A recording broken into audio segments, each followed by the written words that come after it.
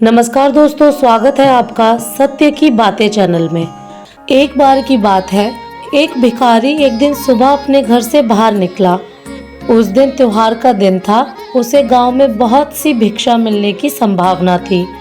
वो अपनी झोली में थोड़े से चावल के दाने डालकर बाहर आया। चावल के दाने उसने इसलिए डाले ताकि लोगों को लगे कि किसी और ने भी उसे भिक्षा दी है। रास्ते पर आते ही सामने से राजा का रथ आता हुआ दिखाई दिया। उसने सोचा, आज राजा से अच्छी भीख मिल सकती है। राजा का रथ आके उसके पास रुक गया।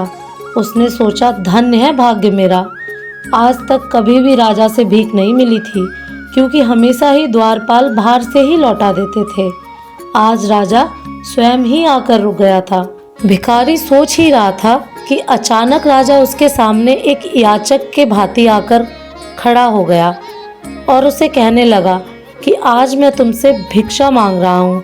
राजा ने उस गरीब से कहा, आज देश पर बहुत बड़ा संकट आया है, इसलिए ज्योतिषों ने कहा है कि संकट से उबरने के लिए यदि मैं अपना सब कुछ त्याग कर एक भिक्षुक के भांति भिक्षा ग्रहण करके लाऊंगा, तभी इसका उपाय संभव है। तुम आज मुझे पहले आदमी मिले हो, इसलिए मैं तुमसे भिक्षा मांग रहा हूँ। यदि तुमने मुझे मना कर दिया तो देश का संकट टल नहीं पाएगा, इसलिए तुम मुझे कुछ भी भिक्षा में दे दो। भिखारी तो सारा जीवन मांगता आया था, कभी देने के लिए उसका हाथ उठा ही नहीं था।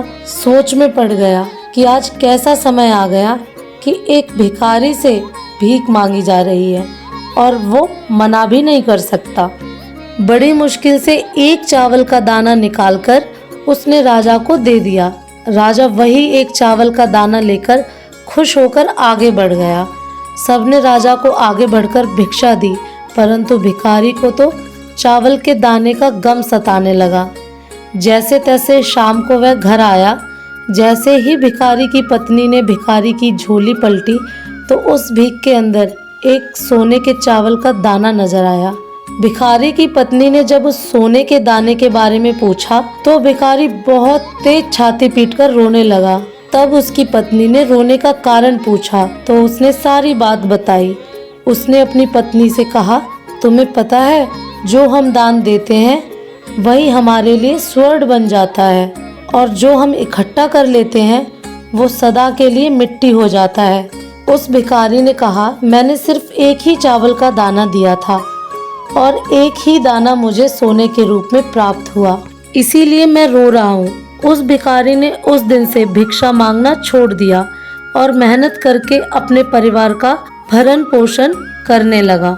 जिसने सदा दूसरों के आगे हाथ फैला के भीख मांगी थी, अब खुले हाथ से दान पुण्य करने लगा।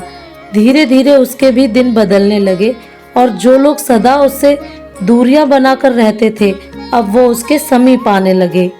दोस्तों, इस कहानी का यही सार है कि जिस इंसान की प्रवृत्ति देने की होती है उसे कभी किसी चीज़ की कमी नहीं होती, और जो हमेशा लेने की नीयत रखता है उसका कभी पूरा नहीं पड़ता।